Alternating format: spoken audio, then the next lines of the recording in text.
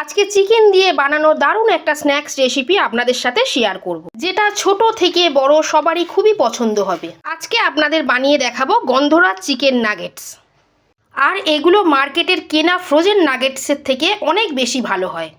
আর এগুলো বানিয়ে কিভাবে স্টোর করে রাখবেন সে পদ্ধতিও আজকে আপনাদের বলে দেব। সোনালি কিচেনে আপনাদের সবাইকে স্বাগত জানাই। আশা করি আপনারা খুবই ভালো আছেন। আসুন তাহলে দেখে নেওয়া যাক আমার বানানো গন্ধরাজ চিকেন নাগেটসের রেসিপিটি।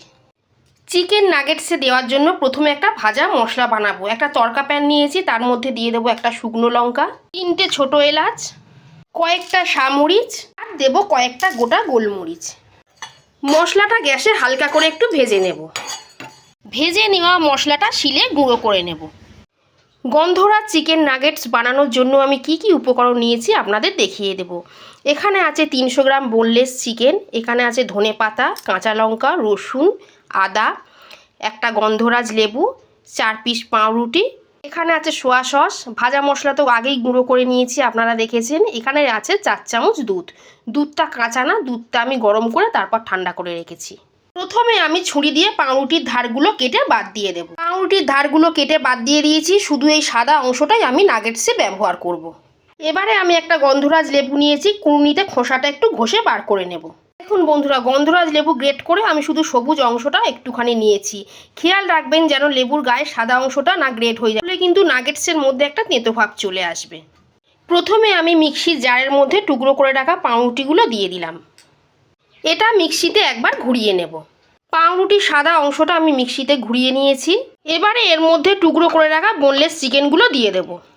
দেব আদা, রসুন, কাঁচা লঙ্কা, ধনেপাতা, অর্ধেক গন্ধরাজ লেবুর রস, কুড়িয়ে নেওয়া গন্ধরাজ লেবুর খোসা, হাফ চামচ সয়া সস, পরিমাণ মতো নুন আর দেব 4 চামচ দুধ।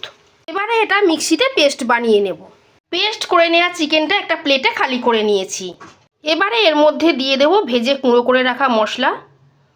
এখানে একটা ডিম নিয়েছি, ডিমের কুসুমটা শুধু তুলে নেব আস্তে করে।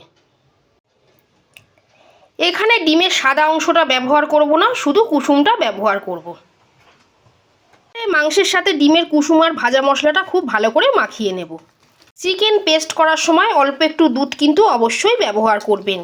এখানে আমরা পাউরুটি ব্যবহার করেছি, তাই অল্প একটু দুধ ব্যবহার করলে নাগেটসগুলো খুব জুসি তৈরি হয় আর নাগেটসগুলো খেতেও খুব ভালো লাগে। সব কিছু খুব ভালো করে মেখে নিয়েছি। দেখুন বন্ধুরা, মাখাটা ঠিক এই রকম নরম রাখবেন, খুব বেশি শক্ত রাখবেন না, তাহলে কিন্তু নাগেটসগুলো খটে তৈরি হবে, খুব বেশি জুসি তৈরি হবে না, নাগেটসগুলো খেতেও কিন্তু ভালো লাগবে না। এখানে আমি প্যানকো ব্রেড ক্রাম্ব নিয়েছি, এর মধ্যে দিয়ে দেবো অল্প একটু গোলমরিচ গুঁড়ো, একটু নুন আর দেব সামান্য একটু লঙ্কা গুঁড়ো। আরে খুব ভালো করে ব্রেড ক্রাম্বের সাথে মিশিয়ে নেব। আজকে আমি চিকেন নাগেটসগুলো প্যানকো ব্রেড ক্রাম্ব দিয়ে বানাচ্ছি। আপনারা ব্রেড ক্রাম্বের বদলে বিস্কুটের গুঁড়োও ব্যবহার করতে পারেন।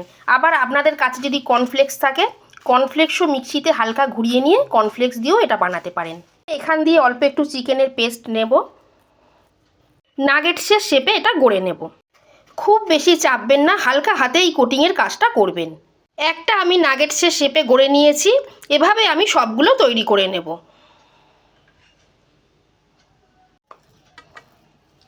এগুলো ডবল কোটিং করার কোনো দরকার নেই, সিঙ্গেল কোটিং করলেই হবে।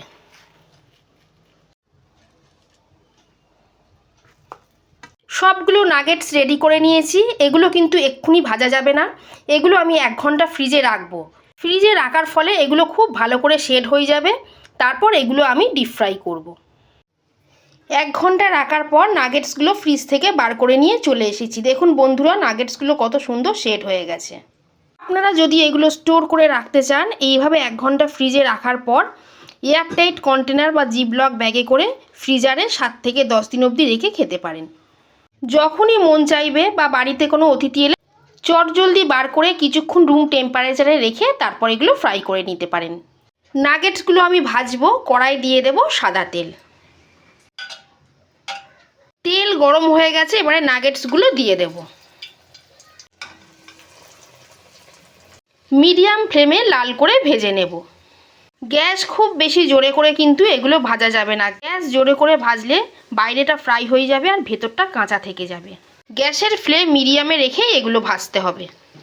সোনালি কিচেনের রেসিপি যদি আপনাদের ভালো লেগে থাকে তাহলে প্লিজ প্লিজ লাইক করবেন, শেয়ার করবেন, সোনালি কিচেন চ্যানেলটা সাবস্ক্রাইব করে দেবেন।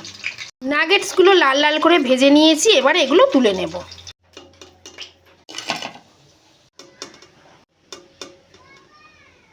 দেখলেন তো বন্ধুরা, খুব কম খরচেও কম সময় মার্কেটের থেকেও ভালো চিকেন নাগেটস বাড়িতেই তৈরি হয়ে গেল। এটা আপনারা যেমন সস দিয়েও খেতে পারেন, তেমনি সন্ধেবেলা চা কফির সাথেও খেতে পারেন। আপনাদের একটা ভেঙে দেখাচ্ছি। এই দেখুন বন্ধুরা, ভিতরটা কত সুন্দর হয়েছে। আজকের গন্ধরা চিকেন নাগেটসের রেসিপি আপনাদের কেমন লাগলো কমেন্ট করে অবশ্যই জানাবেন। ভালো লেগে থাকলে আপনারাও বাড়িতে এইভাবে বানিয়ে খাবেন, আশা করি আপনাদেরও খুবই ভালো লাগবে। আজকের মতো এই পর্যন্তই। সবাই খুব ভালো থাকবেন, সুস্থ থাকবেন। ধন্যবাদ।